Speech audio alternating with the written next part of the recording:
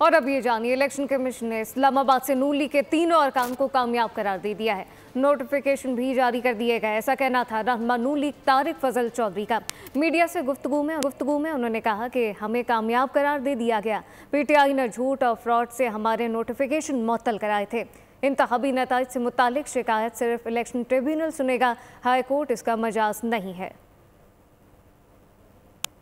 ये नोटिफिकेशन मुअत्तल करवाए और जब सच हाई कोर्ट के सामने आया, इलेक्शन कमीशन के सामने आया, तो कल अल्हम्दुलिल्लाह ये नोटिफिकेशन दोबारा बहाल कर दिए गए। इस पे जो प्रोपेगेंडा क्रिएट किया गया पूरे मुल्क में पाकिस्तान तहरीक इंसाफ की तरफ से, वो ये था कि इन हलकों में कोई बेज़ाब्तगी हुई है और वो बेज़ाब्तगी हाई कोर्ट ने ट्रेस की है, जिसकी बुनियाद पे ये नोटिफिकेशन मुअत्तल हुए हैं। कि किस बुनियाद पे, किस झूठ और फ्रॉड पे तहरीक इंसाफ के उम्मीदवारों ने ये नोटिफिकेशन मुअत्तल करवाए, और जब सच इलेक्शन कमीशन ऑफ पाकिस्तान कायम कर चुका है, लिहाजा इलेक्शंस के मुतालिक कोई भी शिकायत इलेक्शन ट्रिब्यूनल सुनेगा और हाई कोर्ट वो शिकायत सुनने की मजाज नहीं है।